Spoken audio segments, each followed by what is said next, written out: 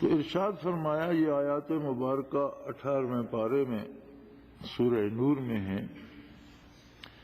لا تجعلوا دعاء الرسول بینکم کدعاء بعضکم بعضا۔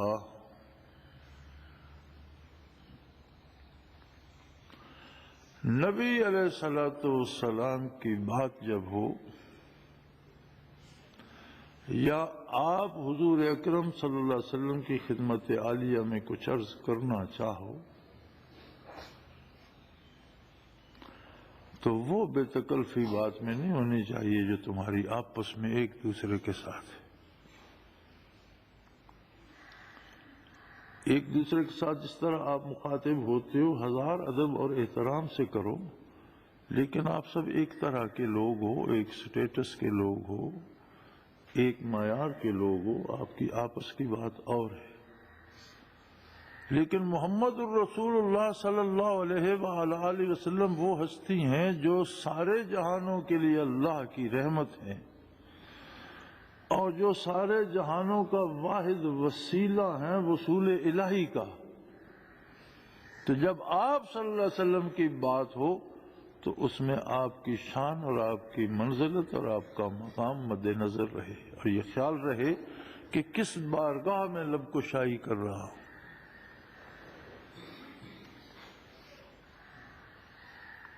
ہم تو اس حد تک بے تکلف ہو گئے کہ ہم تو مسجد کے لاؤڈ سپیکر پہ بات کرتے ہیں اور صلاۃ و سلام پڑھنا عبادت سمجھتے ہیں۔ الصلاۃ والسلام علیک یا رسول اللہ، الصلاۃ والسلام علیک یا رسول اللہ کہنا جرم نہیں ہے، صلاۃ اور سلام حضور پر پڑھنا فرض ہے۔ قرآن نے حکم دیا صلو علیہ وسلموا تسلیما، صلاۃ بھی بھیجو اور سلام بھی بھیجو، تسلیمہ ایسے بھیجو جیسا بھیجنے کا حق ہے۔ مجھ سے کسی نے ایک دن یہ مسئلہ پوچھا کہ یہ ہم جو لاؤڈ سپیکر پہ صلاۃ و سلام پڑھتے ہیں اس کے بارے آپ کی رائے کیا ہے؟ تو میں نے اسے کہا کہ تمہارا گھر مسجد سے کتنے دور ہے، آواز پہنچتی ہے؟ کہنے لگا جی پہنچتی ہے۔ تو میں نے کہا ایک دن مسجد کے سپیکر سے اپنے والد گرامی کو سلام بھیجنا اور مسجد میں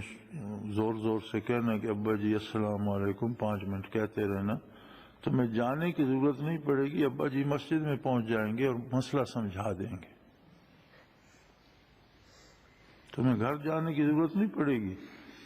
تم پڑھتے رہنا اور وہ سن کر خود ہی آ جائیں گے اور تمہیں مسئلہ سمجھا دیں گے۔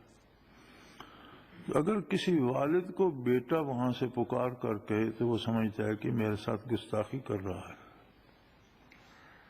تو اس بارگاہ عالی میں آپ اس بے تکلفی سے چلاتے ہیں۔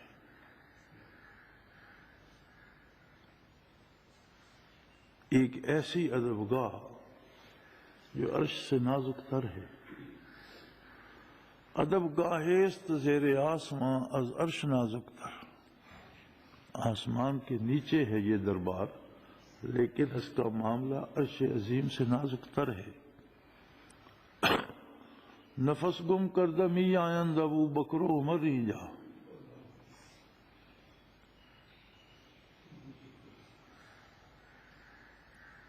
شاعر نے تو کہا تھا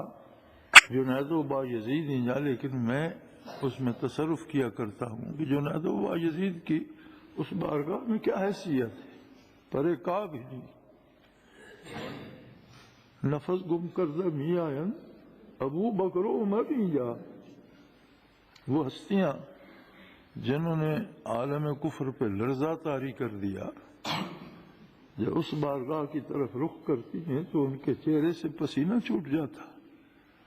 رنگت سفید پڑ جاتی ہے،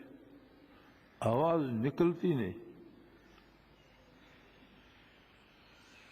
روضہ اطہر کے ساتھ گلی تھی، اب تک تھی، اب مسجد کی توسیع میں وہ گلیاں ختم ہو گئی۔ گلی کے اس پار ایک گھر تھا، اس میں ایک خاتون اپنی دیوار میں کیل ٹھونکنے لگی، کوئی چیز لٹکانی ہوگی، کچھ ضرورت ہوگی، ٹھک ٹھک کی آواز آئی، سیدہ عائشہ صدیقہ رضی اللہ تعالی عنہا ام المومنین، انہوں نے فوراً پیغام بھیجا اور آپ کے الفاظ یہ تھے، لا تؤذوا رسول اللہ صلی اللہ علیہ وسلم، نبی کریم صلی اللہ علیہ وسلم کو پریشان نہ کرو، کیا ٹھک ٹھک کر رہی ہو؟ گلی کے اس پار گھر تھا، اس نے کیل ٹھوکنا چاہی تو ام المومنین نے پیغام بھیجا فوراً یہ ٹھک ٹھک بند کرو، اس سے نبی کریم صلی اللہ علیہ وسلم کے آرام میں خلل آتا ہے، اتنی بڑی بارگاہ کے قریب اور اس طرح شور کر رہی ہو۔ میں نے آپ کے اس معجزے کو اپنی آنکھوں سے دیکھا، جب مسجد نبوی کی توسیع ہو رہی تھی تو متعدد بار حاضری نصیب ہوئی، ایک بار نہیں کئی بار، برسوں ہوتی رہی۔ انہوں نے جو ستون اس میں کھڑے کیے ہیں اور ان کی بنیادیں وہ بہت گہری لے گئے ہیں، بعض کے مطابق 70 فٹ تھیں۔ اب وہ 70 فٹ جو پلر کی بنیاد رکھی گئی اس کے لیے انہوں نے مشینیں لگائیں،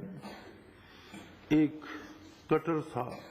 وہ پورا 70 فٹ کا کٹر تھا، اب یہ مسجد 20 فٹ بلند ہے، وہ کٹر 70 فٹ تھا، پھر اس کے اوپر کئی من 50-60 من وزنی وہ ایک لوہا تھا تھوڑا سا،